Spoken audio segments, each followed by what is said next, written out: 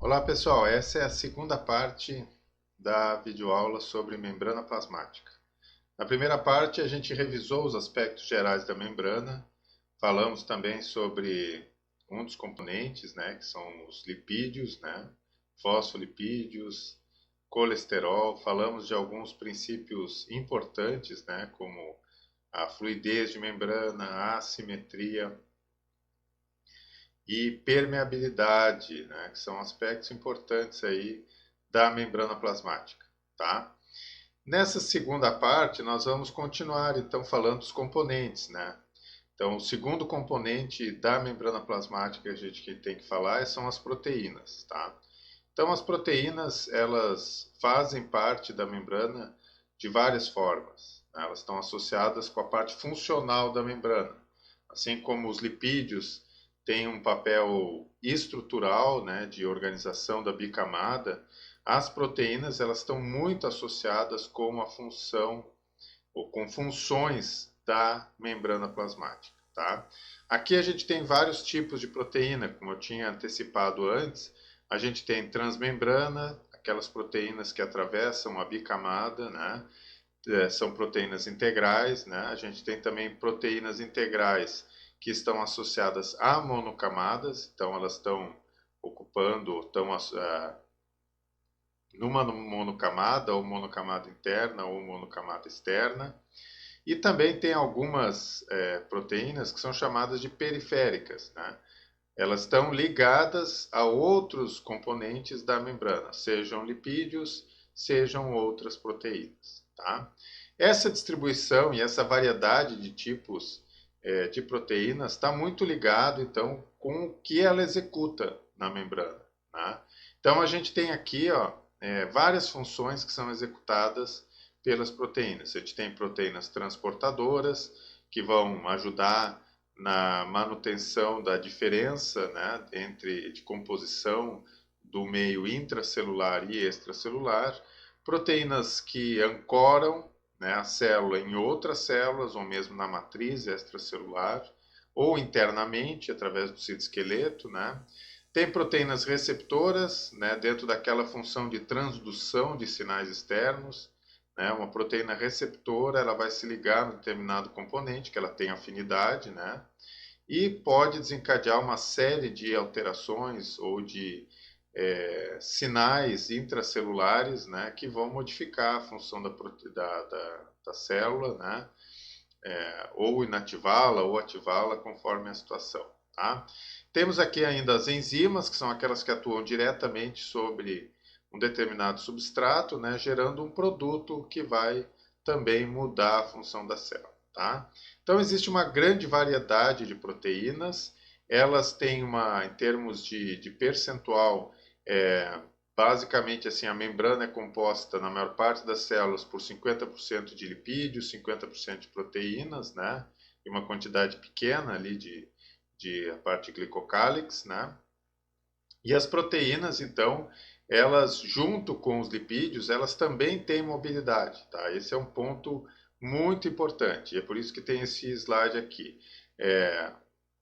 Para se estabelecer esse conhecimento, foi feito um experimento clássico, além desse, outros, claro, mas esse clássico, onde se pegou duas células, esse experimento foi in vitro, deixar bem claro. Essas duas células, então, elas foram marcadas com proteínas de membrana que tinham um corante, um corante que ele emitia a cor pela passagem da luz. Então, o corante vermelho, a rodamina, na célula de camundongo, e uma célula humana com o corante verde, que é a fluoresceína, tá? Essas duas células, então, foram fusionadas, criou-se uma célula só, uma célula híbrida, E inicialmente, o que aconteceu? Essas proteínas, cada uma estava dentro da membrana de origem, tá? Mas com um pequeno tempo, aí, 40 minutos de incubação numa temperatura próxima da corporal, a gente viu uma grande mudança de localização, das proteínas. Então, muitas das proteínas originárias da célula humana foram observadas na membrana da parte do camundongo, e o contrário também foi verdadeiro. Então, com isso, conseguiu se visualizar, pelo menos, esse conhecimento de que as proteínas também têm mobilidade, assim como os lipídios, né? Então, a mobilidade, essa fluidez, né, que é característica da membrana, além da fluidez, o fato de ser móvel, de poder passar de um domínio para o outro, é uma característica que muitas vezes ela é executada em conjunto. Então, as proteínas, elas são rodeadas por lipídios ou por fosfolipídios e elas formam estruturas que são chamadas de balsas lipídicas. Então, essas balsas, é o conjunto desses dois componentes, vai fluindo, né, de um lugar da membrana para outro, né, para que possa executar a sua função. Tá? Nesse caso, os lipídios, e particularmente os fosfolipídios, funcionam como solventes das proteínas. Né? A proteína vai executar uma determinada função e os fosfolipídios são solventes que vão junto, né, nessa balsa lipídica, passando de um lugar para o outro. Tá? Isso a gente consegue visualizar nos tecidos do nosso corpo em vivo, né? Por quê? Porque muitas vezes as células dos tecidos elas estão em contato com diferentes ambientes. Tá? Então, uma mesma célula ela não tem um ambiente externo ao redor dela igual em todas as partes. Né? Esse aqui é o caso da célula epitelial. Uma célula epitelial ela forma normalmente uma barreira. As células vão ficando uma do lado da outra, justapostas, né? O termo que a gente usa. Essas células aqui, se a gente tivesse, por exemplo, o intestino delgado, essa seria uma célula absortiva. Uma célula, então, que precisa passar nutrientes através dela, captar esses nutrientes e passar para dentro do organismo. Tá? Então, a gente teria um ambiente onde tem um alimento, que está aqui nessa parte, né, em contato com essa porção da membrana. Tem uma parte lateral, que está ao redor de toda a célula, e que ela está em contato com as outras células, né, que vão formar esse tecido, e uma parte basal, que está aqui embaixo, onde a gente tem o contato da célula com a matriz extracelular do tecido conjuntivo. Tá? Então, são três ambientes diferentes. Né? E as porções da célula que estão em contato com cada um desses ambientes, a gente chama, então, de domínios. Tá? Então, a gente vai ter um domínio que é chamado de apical, a gente vai ter um domínio que é chamado de lateral, está em toda a volta, é claro, e um domínio que é chamado de domínio basal. Tá? Então, as proteínas, muitas vezes, elas têm que se movimentar na membrana de acordo com a necessidade delas num determinado domínio. Por exemplo, a proteína A, ela vai estar sendo usada pela célula, vai ser importante para a célula nesse domínio apical. Então, ela vai ter que migrar, se tiver nos outros domínios, para cá, para poder executar a sua função. Essa proteína B, ela vai ser importante no domínio lateral e no domínio basal. Então, também ela vai ter que ter a capacidade de migração para essa parte, e a partir daí, então, se estabelece essa mobilidade. Tá? A mobilidade, então, que não é só dos lipídios, né? A gente está vendo agora das proteínas também. O terceiro componente é o glicocálix, ou glicocálice, tá? E é um componente que ele está associado com os outros dois, tá? Então, os açúcares que estão representados aqui, ó, esses hexágonos azuisinhos, né? São várias unidades de açúcares, né? Então, vou formar oligosacarídeos, né? Com poucos açúcares e tal, assim, diferentes classificações, mas basicamente carboidratos, açúcares que ou estão ligados a proteínas ou estão ligados a lipídios. Então, vão formar glicolipídios ou glicoproteínas. Tá? Como eu já tinha adiantado antes, né, eles estão... É um dos componentes responsável pela assimetria da membrana. Tá? Então, eles estão localizados sempre na monocamada externa, tá? Voltados para o espaço extracelular, como está representado aqui. Tá? Bom, quais são as funções do glicocálix? Né? Por que existem esses açúcares, né, que ficam nessa parte externa da célula? Tá? Então, sim, aqui a gente tem três funções, e tem outras que vem depois no outro slide. Tá? Então, o glicocálix está associado com proteção da membrana contra condições prejudiciais, né? Onde é que a gente tem isso, né? Aqui tem dois exemplos.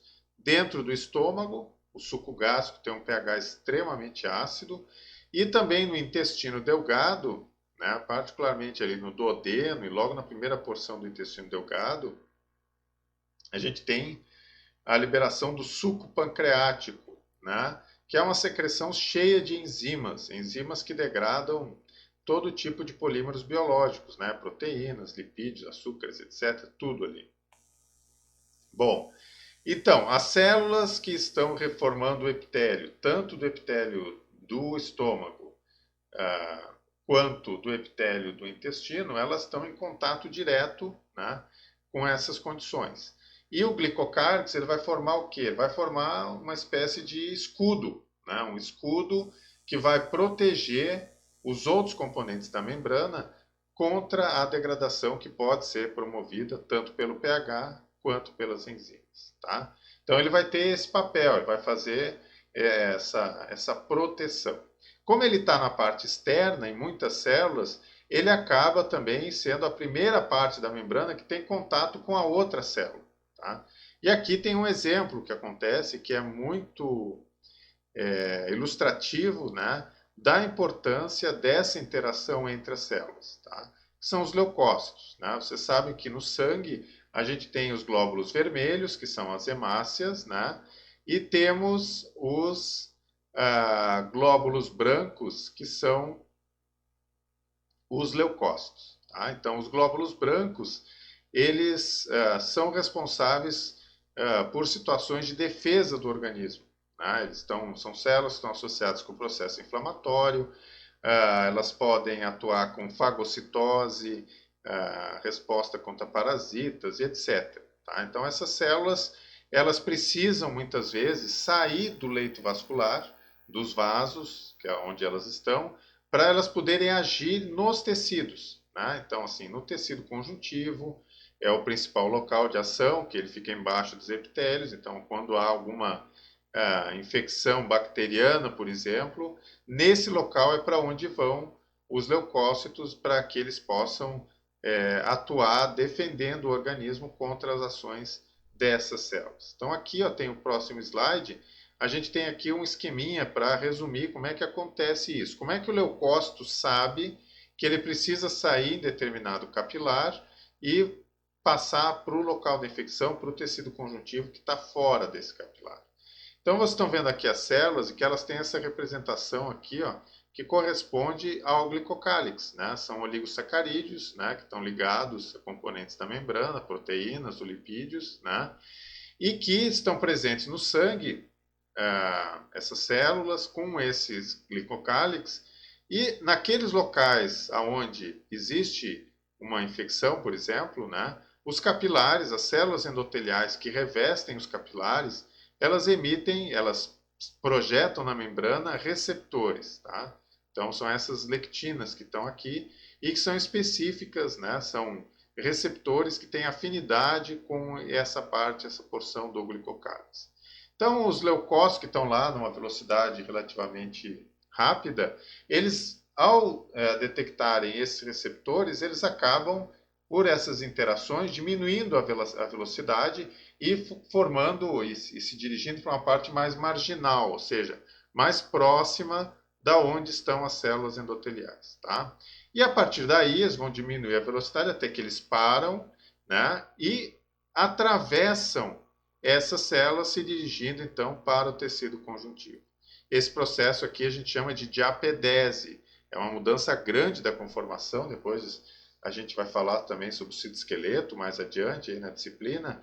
E aí vocês vão entender essa mudança grande na conformação, quais as alterações que a célula tem que promover para poder passar aqui entre as células endoteliais e se dirigir para o tecido conjuntivo. Tá? Aí vai ocorrer os processos, assim, pode ser um processo de fagocitose, né? Vai fagocitar uma porção de uma bactéria ou uma própria bactéria. Tá? Então, interação célula-célula é algo extremamente importante. Tá?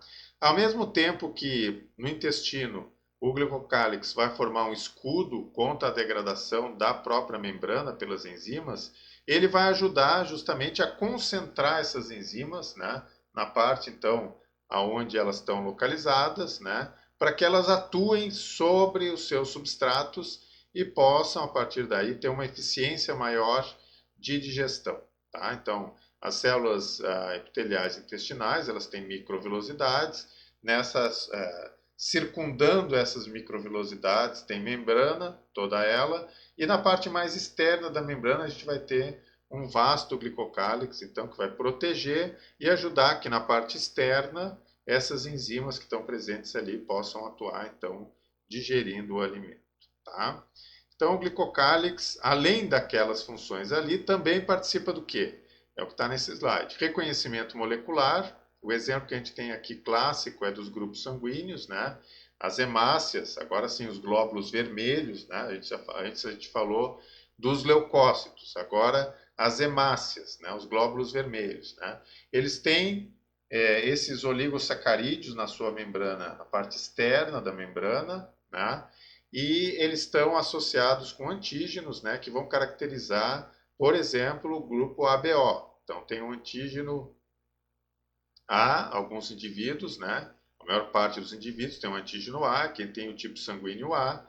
O antígeno B, tipo sanguíneo B, quem tem os dois antígenos é o AB, e quem não tem nenhum antígeno é o grupo O, tá? Então, esses grupos sanguíneos são identificados por esses antígenos, né? E pelos oligosacarídeos que estão juntos, ou seja, pelo glicocálix, né? E essa identidade é muito importante, né? Por isso que quando a gente faz uma transfusão de sangue, é importante respeitar as compatibilidades dos antígenos, né? Um indivíduo que tem um antígeno B nas suas hemácias, ele não pode receber uma transfusão de sangue do indivíduo que tem um antígeno A, né? Porque senão o que vai acontecer? As células de defesa do corpo desse indivíduo vão reconhecer aquelas hemácias como estranhas, né?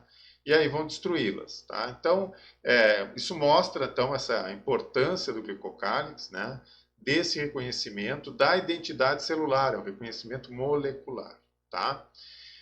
E a última função que eu vou destacar aqui é a questão da inibição por contato, né? A gente sabe que as células do nosso organismo, elas podem se dividir por mitose, mas elas estão dentro de um contexto, né? Então, essas células, elas não podem se dividir indiscriminadamente, né? Elas têm que se dividir quando é necessário dividir e parar quando é necessário parar. E um dos mecanismos, né, que faz a regulação justamente desse processo é o glicocálix. Então, quando uma célula encosta na outra, e os dois glicocálix se encostam, e ela sabe que ali não tem mais espaço, né?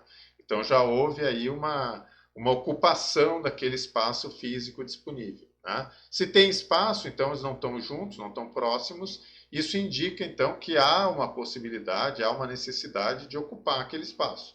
Então a célula vai se dividir, vai produzir mais células, né? E aí elas vão, né, preencher todo o tecido, tá? Essa é uma característica que a gente tem que retirar das células quando a gente quer fazer cultivo de células in vitro, né? Isso hoje é bem comum, você já deve ter ouvido falar sobre cultivo celular, que se faz numa incubadora in vitro. Então, para que tenha um cultivo bem sucedido, que produza bastante quantidade de células, elas têm que perder, elas têm que ser transformadas, né, para perder essa inibição por contato que é produzida então pelo glicocálix, tá? E isso vamos dizer assim, esse processo de perder essa característica é algo que acontece em algumas neoplasias, né? Existem neoplasias onde, como está aqui no slide, né, elas são produzidas por alterações na composição do glicocálix, né? Então aí a célula ela não consegue mais entender essa inibição por contato e ela continua se multiplicando, se dividindo indiscriminadamente, tá? Nesse caso, né, assim, a célula vai formar um tumor, né, uma neoplasia, e que vai prejudicar o organismo, né? Pode prejudicar mais ou menos, dependendo do tipo de neoplasia, né? E do órgão onde ela está localizada, né? Então ela perde essa noção coletiva, né? Em função justamente de alterações aí no glicocálix, tá? Aqui a gente tem uma imagem onde a gente pode ver um cultivo de células, né, numa placa de cultivo in vitro, né, A gente pode ver que algumas delas já estão encostadas, estão bem próximas, tem espaço aqui para se desenvolver. Então, isso é um mecanismo normal da célula. Quando ela tem espaço, ela vai se dividir e vai ocupar aquele espaço, né? Claro, dependendo do tipo celular, né? Mas nesse caso aqui, in vitro, são linhagens celulares que são preparadas e têm essa característica, tá? Bom, então todos esses componentes que a gente viu, né, particularmente lipídios e proteínas, vão ter um papel muito importante nesse conceito que é de permeabilidade seletiva. Tá? Nesse slide aqui a gente resume um pouco como é que se dá esse processo do ponto de vista dos grupos de substâncias, de moléculas que precisam atravessar a membrana. Tá? Então vocês estão vendo aqui 4 grupos de moléculas, né? E vocês estão vendo que algumas setas atravessam e outras não atravessam. Como é que funciona isso, né? Então, essas que estão, a seta está atravessando, significa que essas moléculas aqui, que estão listadas como exemplo de outras também, né? Elas vão passar livremente através da membrana, tá? O que significa esse livremente? Que o que vai determinar a passagem, o lado que vai passar, se é de fora para dentro ou de dentro para fora, é o gradiente de concentração. Tá? Então, aonde tiver maior concentração dessa molécula, né, ela vai atravessar a membrana no sentido desse local, né, seja fora ou dentro da célula, para o outro, onde ela está menos concentrada. Tá? Então, a membrana ela não vai exercer nenhuma seleção, nenhuma influência nesse aspecto. Tá? Quais são as moléculas que fazem isso? Então, vocês têm aqui 2 grupos. Moléculas hidrofóbicas, né? Lembram, a gente falou já que tem fobia da água, hidrofóbicas. Então, aqui basicamente gases, oxigênio, CO2, nitrogênio e o benzeno junto aqui no grupo, tá? E moléculas polares, ou seja, moléculas que são hidrofílicas, pequenas, tem pequeno tamanho e não tem carga. Como exemplo, a própria água, o glicerol e o etanol. Tá? Então, assim, tudo vai depender, nesse caso, da concentração de solutos. A própria água, ela vai passar para onde? A água vai passar em direção aonde está mais concentrado, para diluir aquele soluto. Tá? Quando a concentração se igualou, ela para de passar. O glicerol e o etanol, a mesma coisa. Então, eles vão da onde tem mais glicerol, para onde tem menos glicerol. Tá? Então, isso vai passar através da membrana de acordo com o gradiente de concentração. Tá? E quando é que a membrana vai exercer essa permeabilidade? Nesses 2 grupos aqui de baixo. Então, assim, quando a gente tem moléculas que são hidrofílicas e são grandes, ou mesmo moléculas pequenas, mas que têm carga elétrica forte, são carregadas eletricamente, a membrana não vai deixar passar livremente esses componentes. Tá? Então, vai precisar, nesse caso, a bicamada de fosfolipídios vai exercer uma barreira. Tá? E aí, quem vai fazer essa mediação, se pode passar, qual é o lado que vai passar, são as proteínas. Tá? Então, a gente vai ter aí um processo que pode ser a favor do gradiente de concentração ou mesmo contra o gradiente de concentração. Tá? E é isso que a gente vai ver agora na sequência. Então, vocês estão vendo aqui, qual é a importância da célula segregar determinadas moléculas. Tá? Vocês estão vendo aqui uma tabela onde a gente tem a concentração intracelular e a concentração extracelular. Tá? Todas elas estão numa unidade aqui de concentração, que é milimolar. Tá? E aqui a gente tem na primeira coluna íons, né? São aqueles que são carregados, têm carga elétrica e que têm, portanto, uma dificuldade, eles não conseguem passar livremente na membrana. Tá? E isso se dá porque aqui a gente começa a entender um pouco isso. Vejam, o sódio, o potássio, o magnésio, o cálcio, o próton e hidrogênio, que são cátions, e o cloro, que está exemplificado aqui como um ânion, eles têm concentrações intracelulares e extracelulares diferentes. Tá? Então, isso é uma condição importante para a célula para se manter viva. Tá? E por isso que quando há uma ruptura da membrana, quando a célula rompe a membrana plasmática, ela acaba morrendo, né? Porque ela não consegue manter essa diferença. Tá? Então vocês estão vendo aqui, ó, o sódio tem baixa concentração dentro da célula, alta fora. A mesma coisa a gente pode observar no cloro, é bem parecido. E o potássio, ao contrário, tem muito potássio fora da célula, ou perdão, muito potássio dentro da célula e pouco potássio fora da célula. Tá? O magnésio, o cálcio e o próton hidrogênio também têm características diferentes. Tá? Então, isso é quase uma condição para que a célula permaneça viva. É que essas concentrações iônicas sejam diferentes. Tá? E por isso a membrana tem que exercer esse papel de seleção, né? De fazer ou de ser permeável seletivamente. Tá? Bom, os transportes que vão ocorrer através da membrana, a gente vai classificá-los em alguns grupos. Tá? Então, primeira classificação, pelo tamanho daquilo que está sendo transportado. Então, a gente tem transportes de íons e moléculas, tá?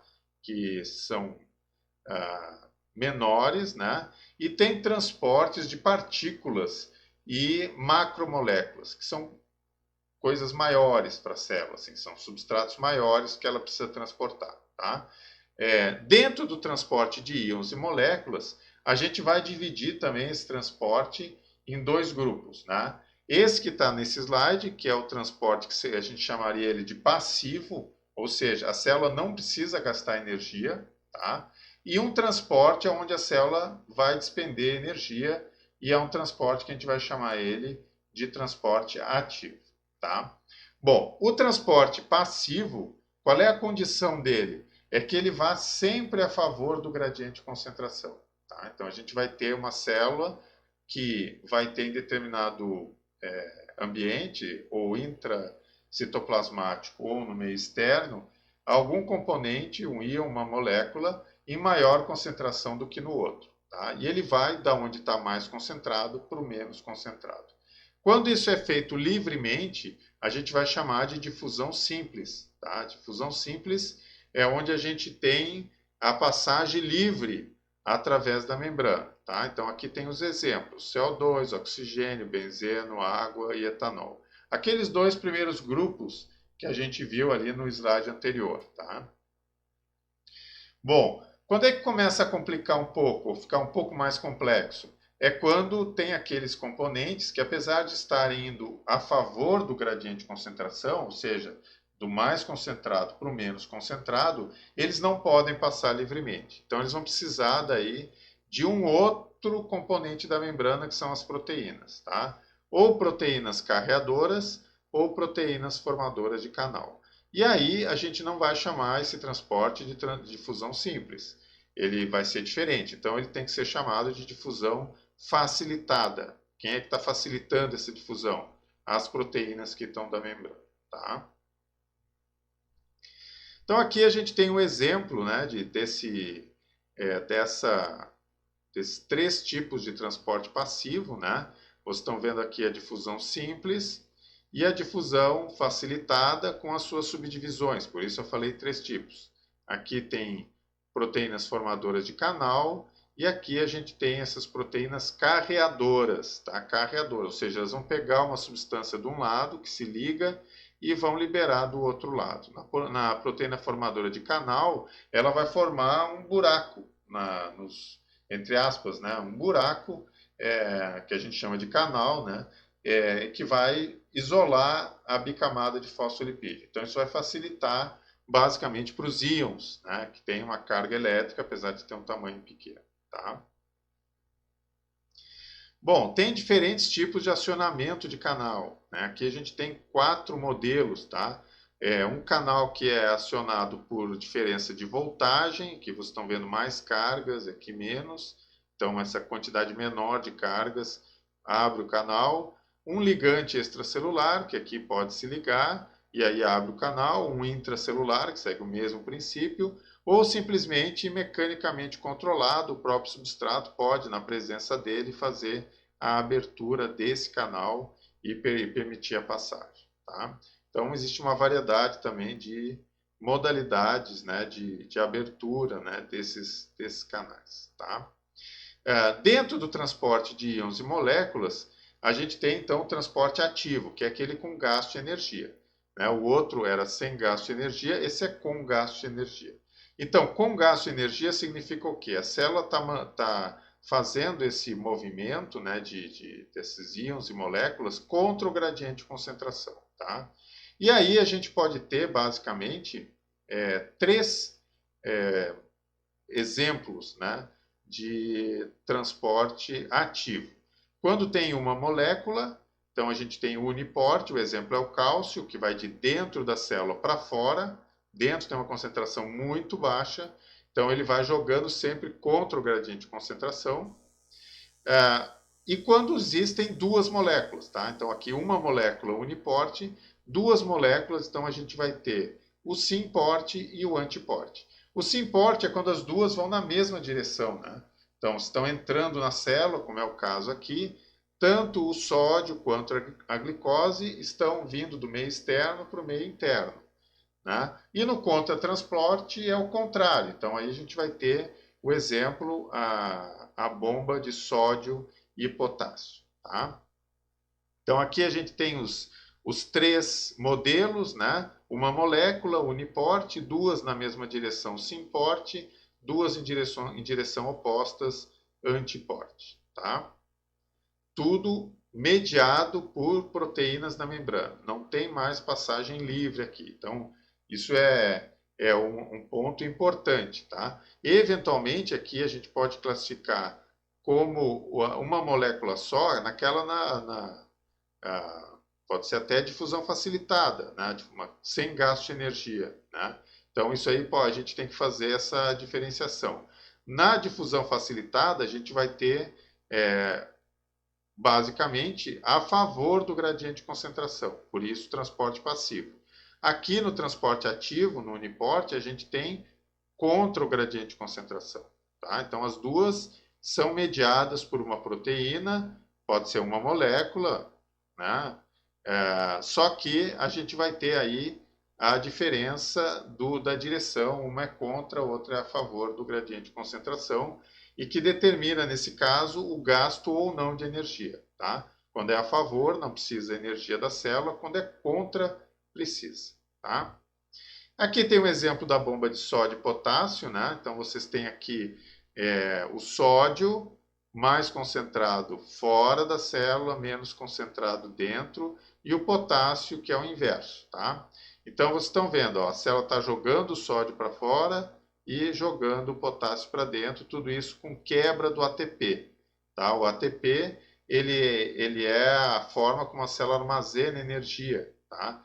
E quando a célula precisa dispor dessa energia, ela quebra a ligação do fosfato inorgânico com ADP e libera energia que ela vai usar então para fazer esse transporte, portanto, ativo. Né?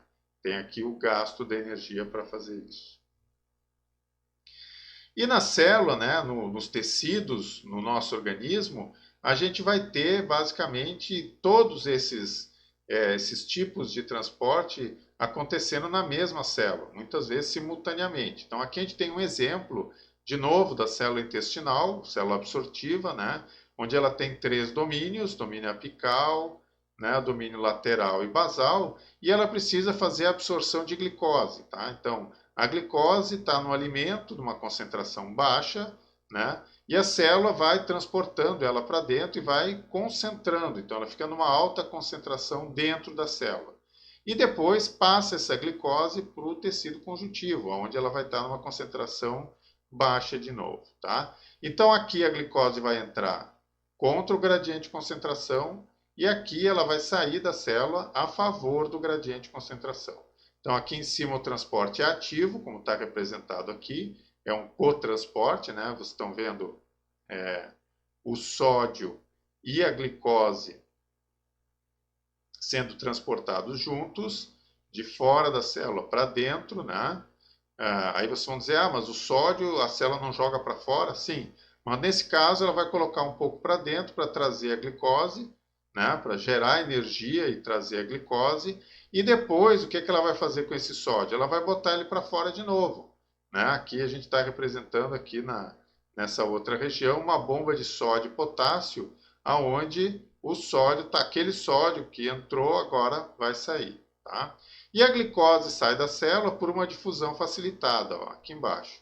Porque aqui está a favor do gradiente, do mais concentrado para o menos concentrado, que é no meio extracelular.